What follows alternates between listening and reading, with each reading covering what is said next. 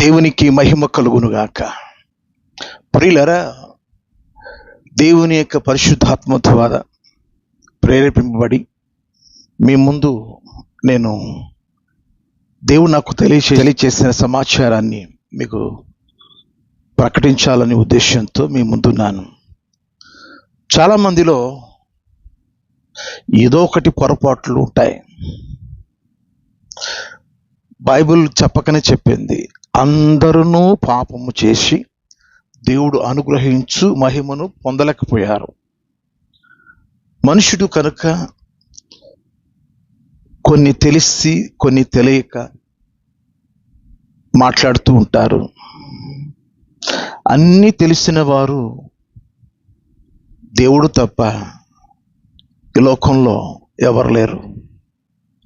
నాకంతా తెలుసు అని చాలామంది అనుకుంటారు. వాస్తవంగా మన జీవిత పర్యంతరం నేర్చుకోవాల్సిందే. ఈ పరిశుద్ధ గ్రంథం 1600 సంవత్సరాలు పట్టింది రాయడానికి. వాటిని బోధిస్తూనే ఉన్నాం, కానీ పరిపూర్ణం చేయలేం. అందుకోసమే 1600 కాలంలో పట్టిన ఈ యొక్క బైబిల్ సత్యాలు మన ఉన్న పరిధిలో మనకు తెలిసినంతలో దేవుని ప్రేరణలో మనకు దేవుడు నేర్పించే విషయాలు మాత్రమే చెప్పగలగాలి. తెలియని విషయాలు తెలుసుకోవడానికి మన ఆయుష్కాలము చాలదు. మనకు తెలిసింది కొంచెమే, తెలియాల్సింది చాలా ఉంది. అందుకోసమే మనకు తెలిసినంతలోనే, ఆ కొంచెంలోనే యథార్థంగా సత్యంగా జీవించటం నేర్చుకోవాలి. ప్రభువు చెప్పిన బోధలు ఎలా ఉంటాయంటే మనలను ఆశ్చర్యపరుస్తాయి. ఒకసారి మత్తయి సువార్త 7వ అధ్యాయం మొదటి 5 వచనాలు మనం చదువుకొని అందులోని విషయాలను తెలుసుకుందాం. మీరు తీర్పు తీర్చకుడి, అప్పుడు మిమ్మును గూర్చి తీర్పు తీర్చబడదు. మీరు తీర్చు తీర్పు చొప్పుననే మిమ్మును గూర్చి తీర్పు తీర్చబడును. మీరు కొలుచు కొలత చొప్పుననే మీకును కొలవబడును. నీ కంటిలోనున్న దూలము నెంచక నీ సహోదరుని కంటిలో ఉన్న నలుసును చూచుట ఎలా? నీ కంటిలో దూలం ఉండగా నీవు నీ సహోదరుని చూచి నీ కంటిలో ఉన్న నలుసును తీసివేయనిమ్మని చెప్పనేలా? వేషధారి, మొదట నీ కంటిలో ఉన్న దూలమును తీసివేసి కొనుము, అప్పుడు నీ సహోదరుని కంటిలో ఉన్న నలుసును తీసివేయుటకు నీకు తేటగా కనబడును. ప్రియులారా, తీర్పు తీర్చే అధికారం మనకు ఇవ్వలేదు. ఒకవేళ ఏదైనా బుద్ధి చెప్పాలనుకుంటే అది మేలు కొరకే కానీ తీర్పు తీర్చినట్టుగా ఉండకూడదు. తీర్పు తీర్చేది ప్రభువుల వారు ఒక్కళ్ళేమే, అంతే. తీర్పు తీర్చడము అంటే ఖచ్చితంగా నువ్వు చేసింది తప్పు అని తప్పు చేసిన వాడిని ఖండించాలి. అలా ఖండించగలిగే లక్షణం అలా మనం చేయగలిగితే ఏమవుతుంది? అవును ప్రియ దేవుని పిల్లలారా, సత్యము చెప్పేవారు, సత్యము చేత ఖండించేవారు యేసు ప్రభులాగా నేను ఒంటరిగా ఉన్నాను, పౌలు గారు కూడా నేను ఒంటరిగా ఉన్నాను, సత్యం చెప్పే వాళ్ళు ఒంటరిగా ఉండిపోవాల్సిందే. అయితే సత్యం కోసం ప్రభువారి లోకానికి వస్తే సత్యాన్ని గెలిపించుకుందా? వెలుగు ఈ లోకానికి వచ్చింది, కానీ లోకము గ్రహించలేకపోయింది. సత్యం మనం మాట్లాడినప్పుడు ఆ సత్య ప్రకారంగా జీవించగలిగితే లోకం ఒంటరి వారినిగా చేస్తుంది. అయినా ఒంటరిగా ఉన్న ఆ గుడ్డివానికి కన్నులు వచ్చినప్పుడు, నీకు కన్నులు ఎవరు తెరిపించారు, నీకు చూపు ఎవరు ఇచ్చారు అని అన్నప్పుడు, తాను చెప్పినట్టుగా ప్రభుల వారి గురించి చెప్పాడు. ఆ యేసుని నేనే అని పరిచయం చేసుకున్నాడు. సత్యం ఈ లోకంలో మాట్లాడిన, సత్యం కొరకు జీవించిన నీ చుట్టూ జనాభా ఉండరు. ఒంటరిగా పోరాడాల్సిందే. ఎందుకంటే యేసు ప్రభువారు అనేకులను సత్యవంతులుగా వెలిగించాలని ఆయన ఆశించాడు. కానీ మత్తయి సువార్త 26వ అధ్యాయం 56వ వాక్యంలో ఆయన ఒంటరైపోయాడు. శిష్యులు సైతము ఆయనను వదిలిపెట్టేశారు. అయితే నేను ఒంటరిని కాను, నా తండ్రి నాతో కూడా ఉన్నాడని యోహాను సువార్త 16వ అధ్యాయంలో 32వ వాక్యంలో ఆయన చెప్పడం జరిగింది. తీర్పు తీర్చేటప్పుడు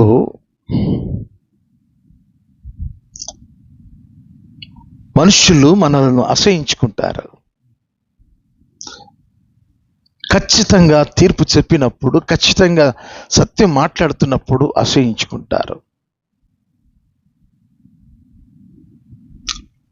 మనం యోహాను సువార్త 15వ అధ్యాయం 19వ వాక్యంలో, లోకము తన వారిని స్నేహిస్తుంది, అయితే దేవుడు లోకములోంచి తన కొరకు ఏర్పాటు చేసుకున్న వారిని లోకము వారిని ద్వేషిస్తుంది. మీ తీర్పు ఎలా ఉండాలి అంటే, అక్కడ చూస్తాం, మీరు తీర్పు తీర్చుకొని, నంబర్ 1, అప్పుడు మిమ్మును గురించి తీర్పు తీర్చబడదు. మీరు తీర్చు తీర్పు చొప్పుననే మిమ్మును గూర్చి తీర్పు తీర్చబడను. మీరు కొలుచు కొలత చొప్పుననే మీకును కొలవబడను. కూతురండి, మా కుమారుడండి, కూతురైనా కుమారుడైనా తప్పు చేసినప్పుడు, అమ్మాయి తప్పు చేసింది, అబ్బాయి తప్పు చేశాడని వారిని సవరించగలగాలి. కనుక తీర్పు తీర్చుకొని, అందుకోసమే మనం తీర్పు తీర్చే వరంగా కాకుండా, మనము సత్యము ఉన్నది ఉన్నట్టుగా చెప్పుకుంటూ పోతే చాలు. మనం దేవుని కొరకు ఏమైనా పర్వాలేదు. అందుకోసమే ఇక్కడ ఒక ఉదాహరణ చెప్పబడింది. ఏమిటి ఆ ఉదాహరణ అంటే, నీ కంటిలో ఉన్న దూలమును ఎంచక నీ సహోదరుని కంటిలో ఉన్న నలుసును చూచుట ఎలా? నీ కంటిలో దూలముండగా నీవు నీ సహోదరుని చూచి నీ కంటిలో ఉన్న నలుసును తీసివేయ నిమ్మని చెప్పనేలా? వేషధారి, మొదట నీ కంటిలో ఉన్న దూలమును తీసివేసుకొనుము, అప్పుడు నీ సహోదరుని కంటిలో ఉన్న నలుసును తీసివేయటకు నీకు తేటగా కనబడను. కన్ను తేటగా కనబడాలి, కానీ దూలమున్న నలుసున్న ఆ కన్ను ఇబ్బందిలో ఉంది. సైజ్ ఇక్కడ రాయబడింది, దూలము అనే సైజు, నలుసు అనే సైజు రాయబడింది. దూలము కలిగిన కన్ను గుడ్డి కన్ను, నలుసు కలిగిన కన్ను అది కొంతవరకు చూపు కలిగినది. నలుసు పడితేనే ఆ కన్ను ఎర్రగా అయిపోతుంది, నలుసు పడితేనే ఆ కన్ను బాధపడుతుంది. ఈ తేడాను గమనించండి ప్రియులారా. అంటే కంటిలో ఉన్న రెండు సైజులు, ఒకటి దూలం సైజు, మరొకటి నలుసు సైజు. రెండు కన్నుల్లో లోపం ఉంది. దూలము ఉన్నవాడు పూర్తిగా గుడ్డివాడు, నలుసు ఉన్నవాడు కొంచెం చూపు కలిగిన వాడు. అయితే పూర్తిగా కన్ను కనబడకపోతే ఎదుటి వారికి ఇతడు దారి చూపలేడు, తను దారిలో వెళ్ళలేడు. నలుసున్నవాడు కూడా అంతే, నలుపుకుంటా లేకపోతే మొత్తం మీద వెళ్ళగలడు కానీ ఖచ్చితంగా చెప్పలేడు, ఇది సరైన దారి అని చెప్పలేడు. అది పూర్తిగా పాడైపోయింది ఆ కన్ను. ఈ కన్ను కొంచెం మాత్రమే చూపు కలిగింది, అంటే నామకార్థ జీవితం. ఇది పూర్తిగా పాపిని తెలియచేస్తుంది. నా ప్రియమైన దేవుని పిల్లలారా, ఈ యుగ సంబంధమైన దేవత అవిశ్వాసులైన వారి మనోనేత్రాలకు సువార్త ప్రకాశింపకున్నట్లు గుడ్డితనం కలుగు చేసి ఉంది. సత్యము ఎరుగక ఎందుకు ఉన్నారు అంటే, వెళ్ళే మార్గము సరైనది కాదని ఎరుగక నడిచిన దారిలోనే ఎందుకు వెళుతున్నారంటే, దానిని గురించిన అవగాహన, యోచన, నేను వెళ్ళింది సరైనదే, నేను జీవించే జీవితం మంచిదే అనుకుంటున్నాడు పాపాత్ముడు.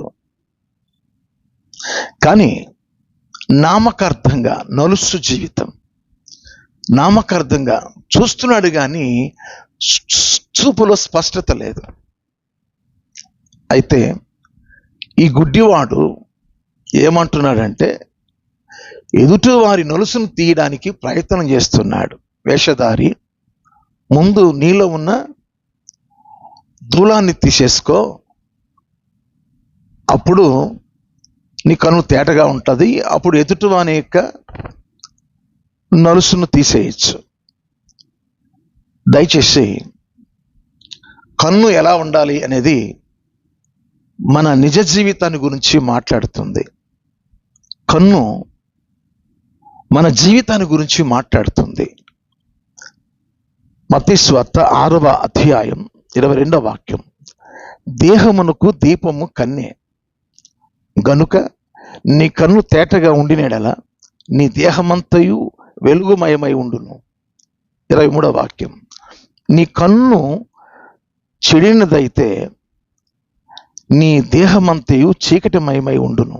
నీలో ఉన్న వెలుగు చీకటి ఉండిన ఎడల ఆ చీకటి ఎంతో గొప్పది. కన్ను చెడిపోతే నీ జీవితం చీకటిమయముగా మారుతుంది. కన్ను ఎప్పుడు తేటగా కనబడాలి, కన్ను వెలుగుమయముగా ఉండాలి. మనం వెళ్ళే మార్గం అది ఖచ్చితంగా తెలిసి ఉండాలి. కన్ను చెడిపోతే ఆ దేహమంతయు చీకటిమయంగా ఉంటుంది, ఎక్కడికి వెళుతున్నామో తెలియదు. అదే తేటగా కనబడుతున్న ఆ కన్ను మంచి మార్గంలోకి క్షేమకరంగా నిన్ను నడిపిస్తుంది. అందుకోసమే నేను మీకు చెప్తున్నాను, ప్రభువారు ఒక వాక్యం చెప్పారు అంటే అందులో మనం నేర్చుకోవాల్సిన విషయాలు చాలా ఉంటాయి. మీకు ఒక వాక్యం చూపిస్తాను. సామెతల గ్రంథం 4వ అధ్యాయం 25వ వాక్యం, నీ కన్నులు ఇటు అటు చూడక సరిగాను నీ కనురెప్పలు నీ ముందర సూటిగాను చూడవలెను. సరిగాను సూటిగాను మన చూపు ఉండాలి, పక్క చూపులు ఉండకూడదు. మన చూపు సరిగా సూటిగా ఉండాలి. స్పష్టంగా ఉండాలి, ఖచ్చితంగా ఉండాలి, సత్యంగా ఉండాలి. అంటే మన జీవిత విధానం సరిగా ఉండాలి, సూటిగా ఉండాలి. అందుకు దేవుడు చూపునిచ్చాడు. మనం వెళ్ళే మార్గం సరిగ్గా చేరుకోగలుగుతున్నామా? పరలోక రాజ్యానికి మనం వెళ్ళగలుగుతున్నామా? లేకపోతే మన చూపు తప్పిపోయిన చూపుగా ఉంటుందా? ఈరోజు ఒకసారి పరిశీలన చేసుకోవాలి. ఒక గుడ్డివాన్ని ప్రభుల వారి దగ్గరికి తీసుకొచ్చారు. ఆ విషయాన్ని మీకు చదివి వినిపిస్తాను. మార్కు సువార్త 8వ అధ్యాయం 22 నుండి 26 వాక్యాలు. అంతలో వారు బెత్సయిదాకు వచ్చిరి. అప్పుడు అక్కడి వారు ఆయన యొద్దకు ఒక గుడ్డివాన్ని తోడుకొని వచ్చి వాని ముట్టవలనని ఆయనను వేడుకొనిరి. ఆయన ఆ గుడ్డివాని చేయి పట్టుకొని ఊరి వెలుపలకి తోడుకొని పోయి వాని కన్నుల మీద ఉమ్మి వేసి వాని మీద చేతులుంచి, నీకేమైనను కనబడుచున్నదా అని వాని నడుగగా, వాడు కనులెత్తి, మనుషులు నాకు కనబడుచున్నారు, వారు చెట్ల వలె ఉండి నడుచుచున్నట్లుగా నాకు కనబడుచున్నారు అనెను. అంతటా ఆయన మరల తన చేతులు వాని కన్నుల మీద నుంచగా వాడు తేరి చూచి కుదుర్చబడి సమస్తమును తేటగా చూడసాగాను. అప్పుడు యేసు, నీవు ఊరిలోనికి వెళ్ళవద్దని చెప్పి వాని ఇంటికి వానిని పంపివేశాను. పురిలారా, ఇక్కడ నువ్వు ముట్టితే చాలు ఆ గుడ్డివానికి కనులు వస్తాయని ఒక గుడ్డివాన్ని బెత్సయిదాలో తీసుకొచ్చారు. తనను ఊరి వెలుపలకి తీసుకెళ్ళాడు. అంటే ఊరిలో ఆత్మీయ జీవితం లేదు, వారి చూపులు సరిగా లేవు. వారి యొక్క బెత్సయిదా అనే యొక్క పట్టణంలో ఆత్మీయత లేదు, అంధత్వంలో ఉన్నారు. ఆశ్చర్యకార్యాలు, అద్భుత కార్యాలు వారు నమ్మరు. అందుకోసమే అపనమ్మకస్తులు అక్కడ ఉండేది. అక్కడి నుంచి బయటికి తీసుకొచ్చి ఉమ్మి వేసి చేతులుంచి ప్రార్థన చేశాడు. కనబడుచున్నదా అని అడిగినప్పుడు కనబడుతుంది అంటే మనుషులు చెట్లు వలె నాకు కనబడుచున్నారు. ప్రభువుల వారు ముట్టుకుంటేనే బాగైపోతారు. కానీ ఆయన ఉమ్మి వేసి చేతులుంచి ప్రార్థించిన అతను చూపు పూర్తిగా రాలేదు అంటున్నాడు. మనుషులు చెట్లు వలె కనబడుతున్నారు. ప్రియ దేవుని పిల్లలరా, దూలము అంటే అదే. యేసు ప్రభువును చూస్తున్నారు, వాక్యం వింటున్నారు, అనేక బోధలు వింటున్నారు, కానీ కంటిలో ఉన్న దూలాలు పోవట్లేదు. మనుషులు చెట్లులాగా ఉన్నారంటే ఇంకా అనుమానం, సందిగ్ధం. పూర్తిగా నేను పరిశుద్ధునిగా జీవించగలుగుతానా? బాప్తిసం తీసుకుంటే నేను ఆ ప్రకారంగా జీవించగలుగుతానా? నేను ప్రభు కొరకు సాక్షిగా నేను జీవించగలుగుతానా? నా వల్ల కాదు అని అపనమ్మకము, అవిశ్వాసము అనేవి దూలాలు మనిషిని చీకట్లోకి తీసుకెళ్ళిపోతాయి. కాబట్టి మళ్ళీ ఆయన చేతులుంచి ప్రార్థించినప్పుడు అప్పుడు దృష్టి పొందాడు. ఊర్లోకి వెళ్ళొద్దు నీవు అని, నీ ఇంటికి నువ్వు వెళ్ళు అని చెప్పాడు. ఊర్లోకి వెళితే అపనమ్మకస్తులు ఉన్నారు, అవిశ్వాసులు ఉన్నారు. అవును, ఏంటి దూలం వంటి జీవితం అంటే అవిశ్వాసం, అపనమ్మకం. మార్కు సువార్త 6వ అధ్యాయంలో కూడా తన స్వదేశమందు ఆయన వచ్చి ఆయన అనేకమైన కార్యాలు చేయాలని అనుకుంటే కొద్ది మంది తప్ప ఎక్కువ మంది బాగుపడలేదు. ఎందుకు బాగుపడలేదంటే వారి అవిశ్వాసానికి ఆయన ఆశ్చర్యపడ్డాడు. వారు దూలాలున్నాయి వారి కంటిలో. ఈయన యోసేపు కుమారుడే కదా, మరియమ్మ కుమారుడే కదా అని వాళ్ళు అలా అనుకుంటున్నారు. ఈరోజు నా ప్రియ దేవుని పిల్లలారా, ఇక్కడ ఉన్న మాట, నీలో దూలముంది, ఎదుటివాని కంటిలో ఉన్న నలుసును నీవెలా తీసివేయగలుగుతావు? కాబట్టి దూలం తీసేసుకో. దూలాన్ని తీసేసుకో అంటే ఎవరు తీసేస్తారు? ఆ అవిశ్వాసాన్ని ఎవరు తీసేస్తారు?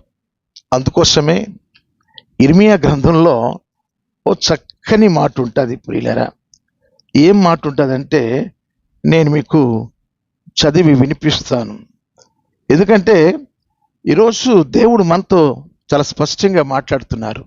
ఇర్మియా గ్రంథం 3వ అధ్యాయం 22వ వాక్యం. భ్రష్టులైన బిడ్డలారా, తిరిగి రండి, మీ అవిశ్వాసమును నేను బాగు చేసేదను. నీవే మా దేవుడైన యెహోవావు, నీ యొద్దకు మేము వచ్చుచున్నాం.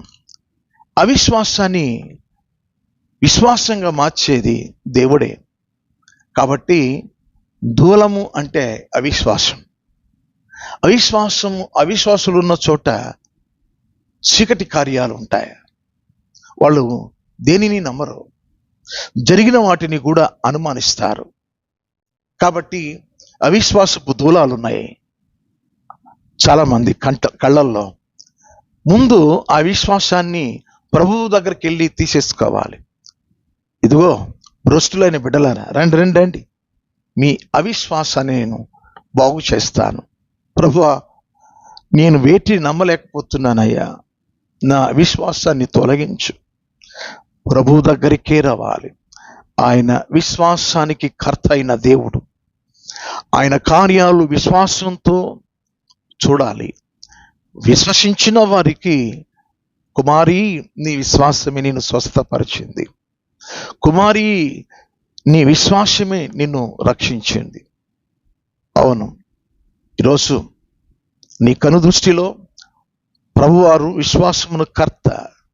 అవును ప్రియులారా, ఎవని మనస్సు నీ మీద ఆనుకును వారిని పూర్ణ శాంతి గల వానిగా చేతువు. ఎందుకనగా అతడు నీ యందు విశ్వాసం ఉంచి ఉన్నాడు. మనశ్శాంతి కావాలంటే, స్వస్థత కావాలంటే, అద్భుతాలు జరగాలంటే నీవు అవిశ్వాసం అనే ఆ దూలాలను ప్రభువు దగ్గరకు వచ్చి, దేవా నాలో అవిశ్వాసం ఉంది అని ప్రభు దగ్గరకు వచ్చి తీసేసుకో. కాబట్టి నలుసు కూడా అది నామకార్థ జీవితానికి సాదృశ్యం. అది కూడా ప్రభు దగ్గరకే రావాలి, ప్రభు దగ్గరకే రావాలి. నీ కను దృష్టి సూటిగా సరిగా ఉండాలి. కాబట్టి మనకు చూపునిచ్చేది ఆయనే. ప్రియులారా, సైజులు అక్కడ కనబడుతున్నాయి. 2 కంటిలో దూలం ఒకటి ఉంది, మరో కంటిలో నలుస్తుంది. ప్రభు ఈ సత్యాన్ని పరిశుద్ధాత్మ ద్వారా బయలుపరుస్తున్నాడు. నీ కన్ను చెడినదైతే అది చీకటికి మారుతుంది. అయితే నీ కన్ను ఎలా ఉండాలట? తేటగా ఉండాలి. దేహానికి దీపం కన్ను.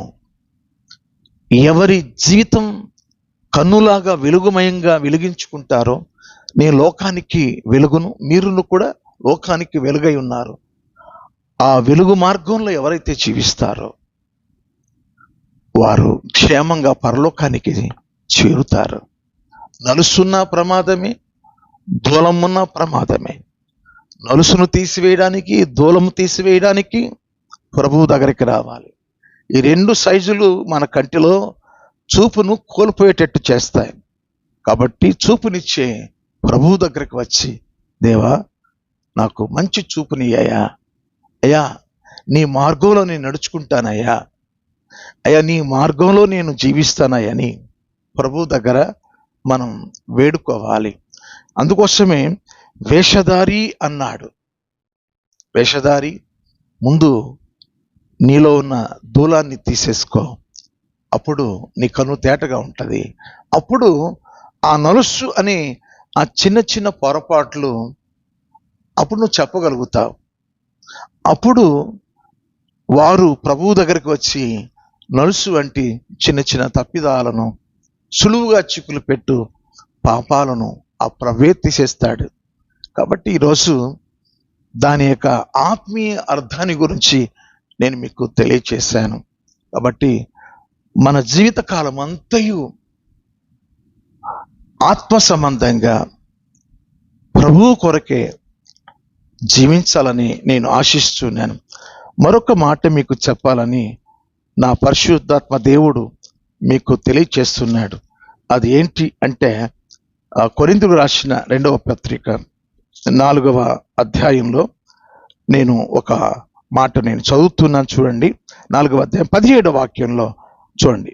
మేము దృశ్యమైన వాటిని చూడక అదృశ్యమైన వాటిని నిదానించి చూచుచున్నాం గనుక క్షణమాత్రం ముందు మా చులకని శ్రమ మా కొరకు అంతకంతకు ఎక్కువగా నిత్యమైన మహిమ భారమును కలుగు చేయుచున్నది.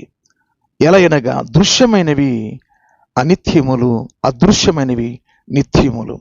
కాబట్టి దృశ్యమైనవి వాటిని చూడక అదృశ్యంగా ఉన్న వాటిని దేవుడు చూపిస్తాడు. అంటే మరుగైన విషయాలను దేవుడు నీకు తెలియచేస్తాడు. దృశ్యమైన వాటి మీద మనం మనసు పెట్టకుండా అదృశ్యంగా ఉన్న దేవుణ్ణి మనం వెతికి వెంటాడాలి. ఆయన మాటలు, ఆయన సత్యాలు అదృశ్యంగా ఉంటాయి, గుప్తంగా ఉంటాయి. అవి భక్తులకు ఆయన తెలియచేస్తాడు. ప్రకృతి సంబంధమైన మనుషులకు ఆయన విషయాలు వారికి వెరితనంగా ఉంటాయి. ఆత్మ సంబంధమైన వారికే అదృశ్యమైన విషయాలు, మరుగైన విషయాలు దేవుడు తేట తెల్లగా తెలియచేస్తాడు. ఇదండి ఇందులో ఉన్న పరమార్థం. కాబట్టి మరో వీడియోలో మీ ముందుంటాను. మనము ఎవరికి మరి తీర్పు చెప్పే వారంగా ఉండకుండగా రోజుకు రోజు మన జీవితాన్ని వాక్యపు వెలుగులో నడుచుకుంటూ, ఆ సత్యపు వెలుగులో నడుచుకుంటూ పరలోకానికి చేరుకుందాం. అతి కృప దేవుడు మనకు అనుగ్రహించి ఆశీర్వదించును గాక.